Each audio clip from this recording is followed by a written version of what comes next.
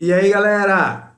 Beleza? Professor Elvis John, Humanas na Veia, com vocês, muito amor e carinho nessa quarentena, mas quem diz que a gente não deve estudar? Ao contrário, estou trazendo um tema aqui, ó, importantíssimo: Estados modernos e mercantilismo. Qual a origem dos Estados modernos? Tá? E o que é mercantilismo? Os Estados modernos, turma, eles surgiram ainda, estão começando a se formar na Idade Média, lá no século XIV, na virada do século XIII para o século XIV, junto com os bancos, com as universidades. É no período ali pós-peste negra, lembra dos quatro cavaleiros do Apocalipse? Aí, ó, Grande Fome, Guerra de 100 Anos, a peste e, por último, a morte. Muita gente morreu. Só de peste negra um terço da Europa. Então, só lembrar aí dos quatro cavaleiros do Apocalipse. Beleza? Então, vamos lá. É nesse contexto que está surgindo a burguesia, é nesse contexto que as universidades estão se formando, é nesse contexto que nós estamos tendo o renascimento econômico, o renascimento urbano, para mais tarde o renascimento cultural. Ok? E é nesse momento que alguns reis estão centralizando o poder, formando tribunais reais, criando suas próprias moedas, criando seus estados modernos. O Estado moderno é mais correto falar Estado nacional, porque ele começa na Idade Média. Mas moderno, tudo bem, porque o Estado moderno ele vai se consolidar no século XVI. Olha essa imagem aqui, então, do Estado moderno. E lembrando, começa a se formar no século XVI. Aqui, em um lado, nós temos a figura de um religioso. Do outro lado, também. Provavelmente aqui nessa setinha, uma Bíblia. Então veja, pessoal, nós temos a igreja. A igreja enquanto instituição. Mas a igreja no final da Idade Média, no início da Idade Moderna, ela não vai perder força? Perder força é uma coisa, desaparecer é outra, deixar de ter influência é outra. Lembra de Jean Bodin, lá no Renascimento, e de Bossuet, a teoria do direito divino dos reis? Pois é. Então, esses reis absolutistas, que eles vão se tornar absolutistas com a formação do Estado moderno, eles são abençoados por quem? Pela igreja. Olha a seta aqui na imagem. Tem uma imagem importante. Você tem a nobreza, tem a corte, a festa está acontecendo e ele está recebendo a bênção da igreja. Isso mostra que a igreja ela perde força, mas ela não perde o quê? Influência. A igreja ela faz parte de um dos grandes estados. Nós temos o primeiro estado, segundo estado, terceiro estado. A igreja faz parte da aristocracia. Até mesmo porque essa parte da igreja que está aqui abençoando o rei, dando a ele o poder de rei, porque Deus assim quer, teoria do direito divino dos reis, é nobre. Então, tanto a nobreza quanto o clero, porque o clero é alto e baixo, e aqui é alto clero, o alto clero é nobre. Legal? Então, interpretando essa imagem, a gente passa para essa segunda imagem. Veja só, aqui é uma charge. O rei representa a nobreza, a igreja ao seu lado, e aqui de um lado um burguês. E aí vem aquela pergunta: quem contribuiu para a formação do Estado moderno? Olha, em vestibulares mais antigos, marcaríamos rei e burguesia. Não faça isso hoje, nem numa segunda etapa, nem numa primeira etapa. Nós temos rei, burguesia e nobreza. Rei, burguesia e nobreza. Primeiro estado e segundo estado. Aqui, ó, a figura do terceiro estado, palavra feia, mais correta, miserável, recebendo as migalhas do que está caindo, ok?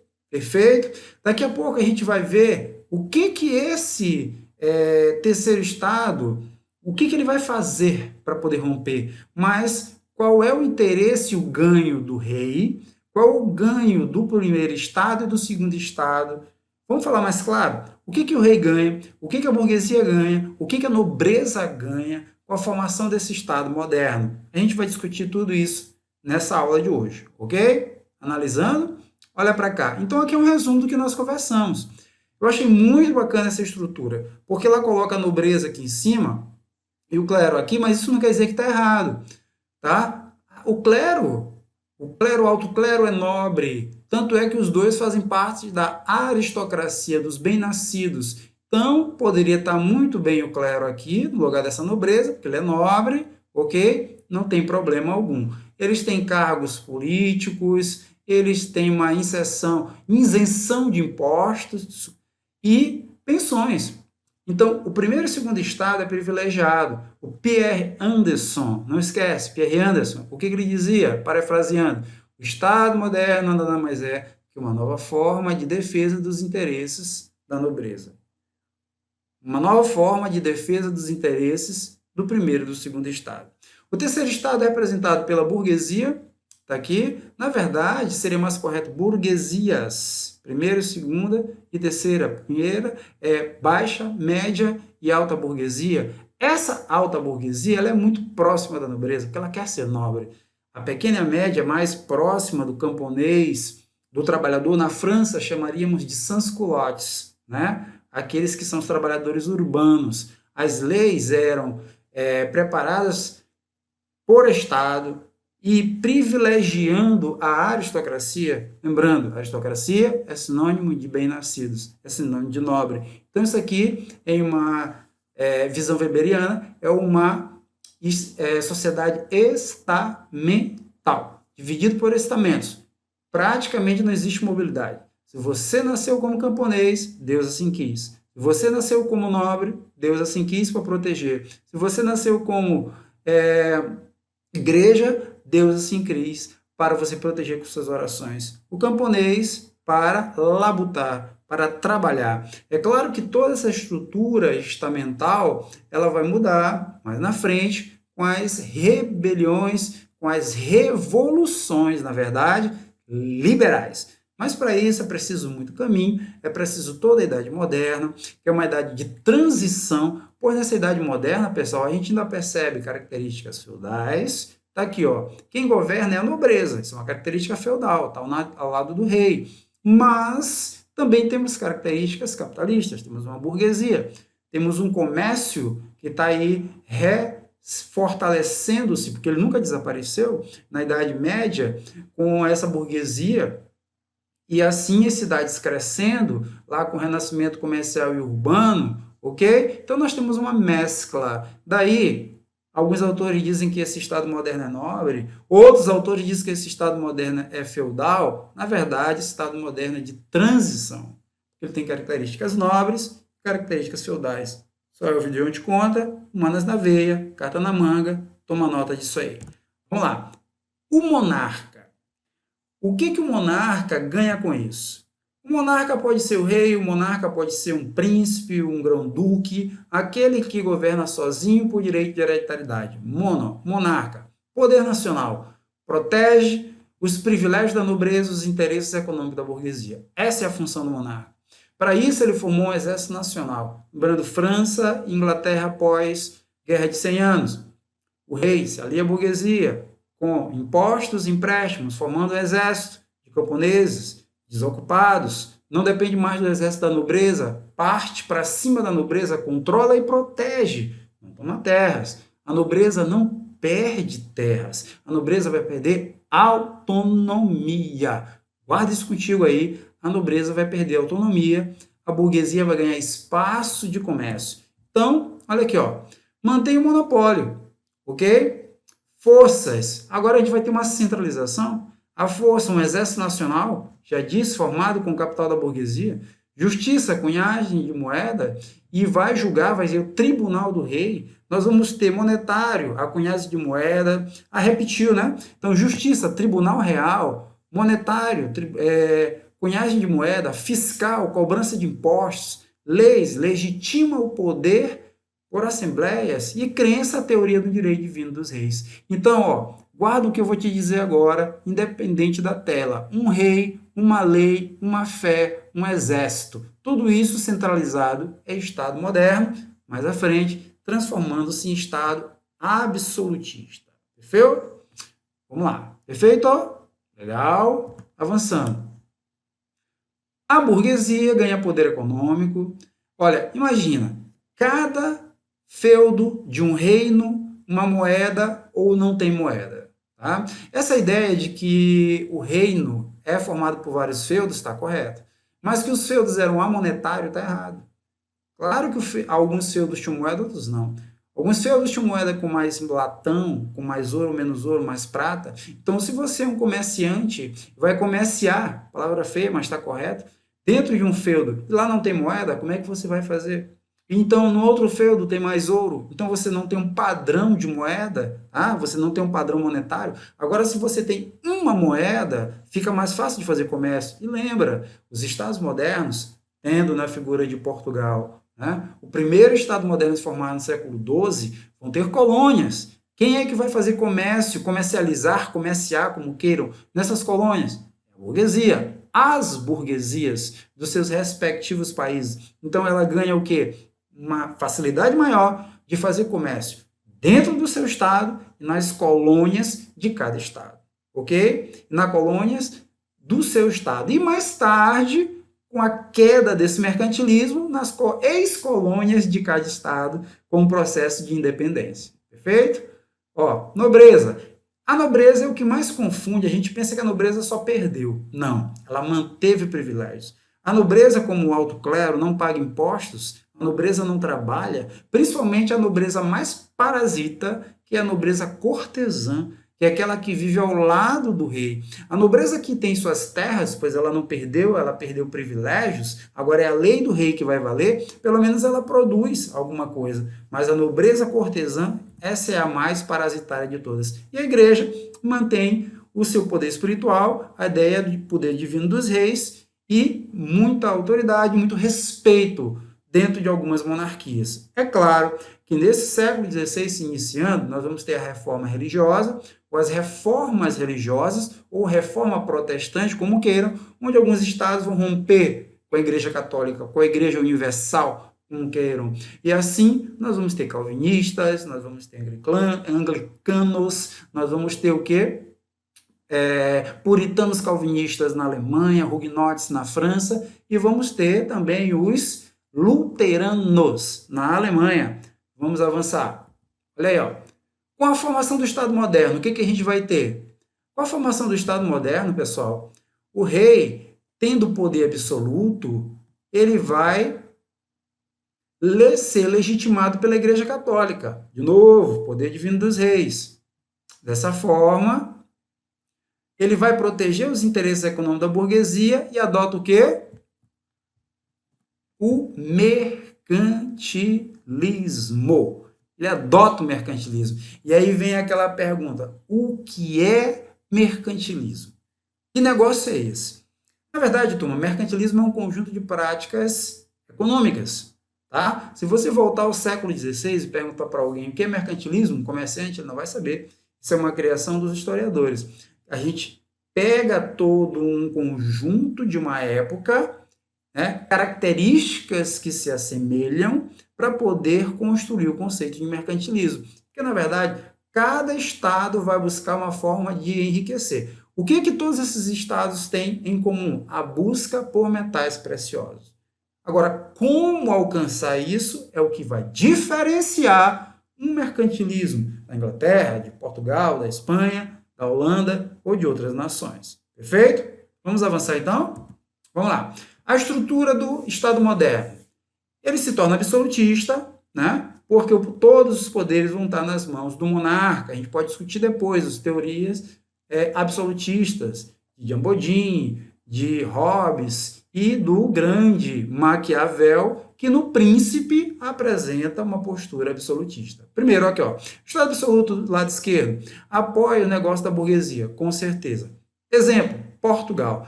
Anota essa dica, anota essa dica. Portugal se formou no século XII. Foi o primeiro Estado moderno a se formar, mas não teve participação burguesa, porque não existia. Portugal vai se formar nas guerras de reconquista, ok? Junto com a Espanha.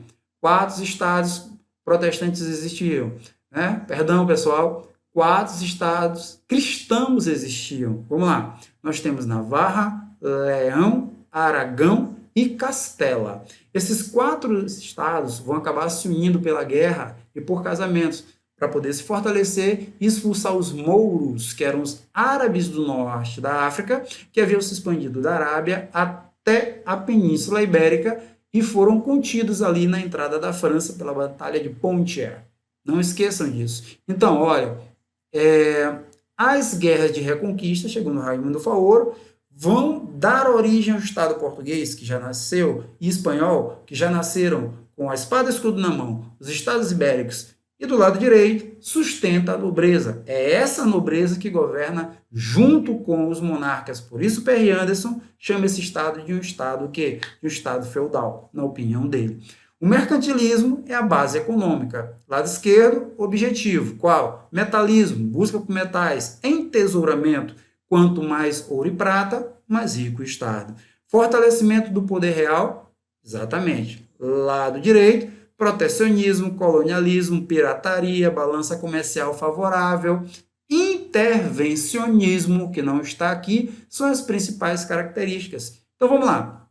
O que seria esse intervencionismo? A intervenção do monarca na economia. Exemplo de intervencionismo, protecionismo. Por exemplo, eu vendo então sapatos, mas aí esses mesmos sapatos vêm da Argentina para cá. O sapato da Argentina vem custando, vou botar um valor qualquer, R$ 50. O sapato do Brasil custa 60. É claro que os lojistas brasileiros vão comprar o sapato da Argentina. Mas se o Estado brasileiro, o governo brasileiro, aumentar as taxas de importação e esse sapato argentino chegar por R$ 70, é claro que os lojistas vão comprar o sapato brasileiro. E nós vamos comprar dos lojistas o sapato brasileiro. É uma forma de proteger, de criar uma barreira de protecionismo na economia, nos industriais, nos fabricantes do Brasil. Até hoje, protecionismo existe. Não quer dizer que exista mercantilismo. Ok, perfeito. Monopólio, que também não está aqui. Eu sou um grande comerciante de açúcar e recebi o direito de fazer comércio aqui no Maranhão no período colonial. Só eu posso fazer comércio. É um exemplo legal? Companhia de Comércio de Grão-Pará e Maranhão. Século XVIII, Marquês de Pombal, 1755. Ele cria essa companhia para ter um monopólio econômico no Maranhão e assim ele intervém. Ele era o que? Um ministro de Dom José, que era um rei absolutista, um déspota esclarecido, mas absolutista. E assim ele intervém, criando uma empresa que iria melhorar, crescer a economia da colônia, por isso um déspota esclarecido, e gerar mais riqueza para o Estado. Então, monopólio é uma forma de intervenção. Protecionismo é uma forma de intervenção. Colonialismo, ter colônias. Ter colônias é ter um local de tirar riqueza. Essa riqueza para acumular ouro e prata. Pirataria é uma forma ilegal, né? E aí nós temos o Jack Sparrow, não sei se existiu, mas os piratas do Caribe existiram, perfeito? O corsário é o pirata que trabalha para o Estado, né? Que foi preso e para não ter pena de morte ele passa a fazer pirataria para quem? Para o Estado. Grande exemplo, nós temos aqui no Brasil, quando Dom Pedro I ele contrata Lord Cocker para poder impor a independência ao Maranhão, e chegando aqui ele vai saquear a cidade de São Luís. Eu era um corsário, ok? Então é um exemplo. Nós temos a balança comercial favorável e também a busca por metais, como um resumo geral, que é o metalismo. A gente vai explicar essa balança comercial favorável mais à frente, tá bom? Vamos aqui. Tipos de mercantilismo. A Espanha, quando chega à América, tá? Ela deu sorte, não sei se o termo é esse, mas ela já encontra o Império Azteca, que já usava o ouro não como moeda, mas como adorno, tanto de braços, de orelhas, de cordões e de templos de máscara de deuses. Era tudo que Hernán Cortés queria, e Pizarro, lá embaixo no Império Inca, eles já encontram prata, já encontram ouro, e então eles passam a tirar diretamente essa riqueza da terra. Isso é chamado de bulionismo. Então é o metalismo, onde se tira esse metal diretamente da terra. Minerar, mineração direta. Esse é o bulionismo, é a cara da Espanha. França, colbertismo, ministro Colbert. O que ele vai fazer? Olha as letras coloridas. Ele vai criar manufatura de artigo de luxo, companhias de comércio para vender, e assim esses artigos de luxo custam muito caro. Lembra do Pacto Colonial? Onde a colônia vende baratinho para a metrópole vende caro para caramba para a colônia, para as colônias e outros estados. É isso aí. Então a França ela fazia um industrialismo. ela fabricava, mas o industrialismo francês é chamado de colbertismo. Não esqueça, beleza? Avançando, está aqui o Colbert, a imagem dele. Inglaterra. A Inglaterra ela é conhecida por acordos comerciais. Então, nós temos na Inglaterra o comercialismo, ok? Ela é extremamente comercialista. Lembrando, Brasil, tratados, quando o Brasil, a família real vem para cá em 1808, 1800, e abre os portos, 1810, começa a navegação. Então, tinha o Tratado de Mentring com a Inglaterra, panos e vinhos, e Portugal. Então, a Inglaterra vivia de acordos, então é comercialismo. Agora, detalhe, a Inglaterra também fabricava. Então, ela também pode ser caracterizada pelo industrialismo. Então, quando você tiver que falar do industrialismo francês, chame colbertismo. Se você quiser falar da Inglaterra, industrialismo mesmo. E também comercialista, como está no slide, posteriormente comercialista. Legal? Portugal foi o primeiro país a ter seu poder centralizado, a Revolução de Aves. Como eu disse a vocês, se forma no século XII, menino prematuro, mas com a aliança entre a nobreza, não tem burguesia, mas no século XIV, com a Revolução de Avis, a burguesia ajuda, porque ela não aceita Portugal se unir à Espanha, e assim ter que pagar impostos a Portugal e à Espanha. Então, Dom João de Avis, com apoio da burguesia, torna-se rei, mas a partir daí ele passa a investir nos negócios da burguesia. A gente tem uma aliança entre Estado português e burguesia, que agora sim, no século XIV, já existe e vai incentivar as navegações de Portugal, que vai ser o primeiro Estado a navegar, porque foi o primeiro Estado a se formar. Adotou uma prática mercantilista, ok? O objetivo era fortalecer o rei e enriquecer a burguesia, metalismo. Quando os portugueses chegam no Brasil, o que eles encontram? Madeira, pau-brasil. Praticamente 2 séculos depois, ouro. Então, podemos dizer que eles vão fazer uma balança comercial favorável, ok? E, mais tarde, metalismo. Você está me dizendo o quê? Quem é metalista? Todos são. Quem é bulionista? Praticamente todos foram. Mas, veja, o industrialismo caracteriza mais a Inglaterra e a França, ok? Balança comercial favorável, todos tentam fazer, todos fazem. Extração direta de ouro, Portugal fez 2 séculos depois, quando descobre as Minas Gerais, que eram Minas Gerais, Tocantins, Goiás, mas inicialmente não. Então isso caracteriza, o bulionismo caracteriza mais quem? A Espanha. E Portugal, pela venda de quê? Do açúcar, pela venda da madeira, pela venda das drogas do sertão, ok? Todos eles têm o mesmo fim, acumular metais preciosos. E aí sim, como eu prometi a vocês, o mercantilismo apresenta a balança comercial. Aqui tem uma carta na manga, cuidado.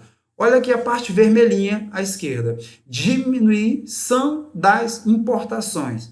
Lado direito azul, aumento das exportações. Não é bem assim, cuidado. Vamos colocar de forma mais cirúrgica, mais pontual. A quantidade, pessoal, o valor das exportações, elas devem ser maior do que o valor das importações. A gente não pode dizer assim, eu tenho que exportar mais que importar menos. Ou seja, eu tenho que vender mais do que comprar menos. Não vai fazer sentido. Sabe por quê? Vamos lá. Eu vou dar um exemplo. Então, eu vendo 1000 pincéis e eu vendo 40 cadeiras. Ora, onde eu lucrei mais? Com 40 cadeiras. Ou então eu vendo 1000 pincéis e 500 cadeiras. Pronto, para o exemplo ficar melhor. 500 cadeiras eu lucrei mais do que 1000 pincéis. Então não é a quantidade de objetos que você vende, mas é o valor total do que você vendeu, do que você exportou, deve superar o valor total do que você comprou, do que você gastou. Você tem que ganhar mais e gastar menos. E isso é balança comercial favorável. É o que todos os estados modernos buscam e até hoje todo o país busca, né, pessoal? Ter exportações maiores que importações. E assim as características: metalismo, acúmulo de ouro e prata, cunhagem de moeda, desenvolvimento de atividades comerciais, exploração de novas terras, ok? Balança comercial favorável, como nós acabamos de falar, desenvolvimento de atividades comerciais, um volume de riqueza de exportações maior do que o volume de riquezas de importações, ganhar mais vendendo do que comprando. Colonialismo, pacto colonial, exploração de novas terras, exclusivo colonial é o mesmo colonialismo, é o pacto colonial. Está aí ele, ó, as colônias só podem vender ou adquirir bens que não produz a sua metrópole. E, na verdade, isso não é um pacto, isso é um exclusivismo, porque pacto é bom para os dois, e aí eu trago esse exemplo para vocês, ok? Vamos lá, pacto colonial, metrópole, aqui eu tenho Portugal, colônia, exemplo, Brasil. A metrópole, ela compra da colônia, eu pensava na época que eu estudava que a colônia dava de graça, não, ela compra da colônia, ela compra gêneros tropicais e envia metais preciosos. A metrópole pega esses gêneros tropicais, transforma, fabrica através das manufaturas, pois ainda não temos indústrias, a maquinofatura do século XVIII, e vende mais caro nas colônias. A colônia economia especializada, investimentos externos, dependente do mercado externo e mão de obra compulsória. Ou seja, o que a gente tem na colônia, na maioria delas? A maioria sendo agricultura, nós temos um plantation. Deu para entender? Isso aqui caracteriza muito o plantation. A política colonial dos estados mercantilistas depende exclusivamente do pacto colonial. Esse pacto colonial no Brasil, não esquece, ele vai ser rompido onde? Em 1808, com a vinda da família real e o fim do pacto colonial, quando a Inglaterra obriga Portugal a fazer isso, ou não traria a família real fugida de quem? De Napoleão. Vamos continuar? Protecionismo, já explicamos. Determinação de taxas alfandegárias, aumento dessas taxas, para poder fazer com que os preços dos produtos que venham fiquem mais caros e assim o produto nacional ele tenha mais vantagens. Tá? Portugal e Espanha, impérios coloniais na África e na Américas, riqueza, ouro, marfim, especiarias, escravos, açúcar, tabaco, cachaça, faltou a cachaça aqui, pessoal. O tabaco e a cachaça para Portugal, para o Brasil, perdão, né? Falando aqui no Brasil, o tabaco e a cachaça eram moedas de troca por escravos. Portugal trocava o vinho do Porto, né? Vinho do Porto e as colônias do norte dos Estados Unidos, o rum. Perfeito. Comercializados por ouro. No fim, tudo o objetivo era o metalismo, tá? 2 tipos de colônias. Povoamento.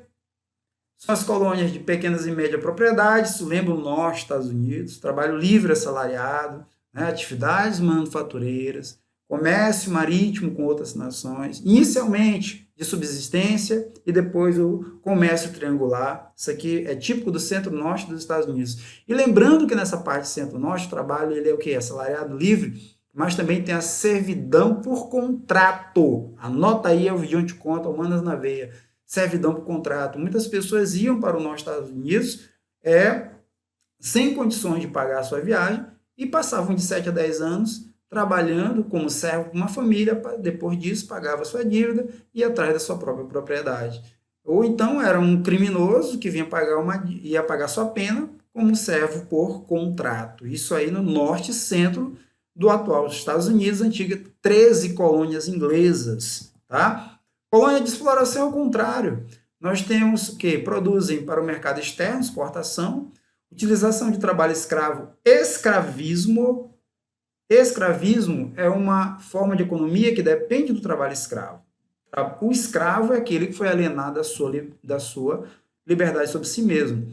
Monocultura do algodão, do tabaco, do arroz, do açúcar. E monocultura, pessoal, uma coisa importante. Monocultura não é produzir um produto só. Monocultura é ter um produto principal, porque você não vai comer algodão, ok? Na verdade, você não vai comer algodão. O que você vai fazer é o quê? É ter um produto principal.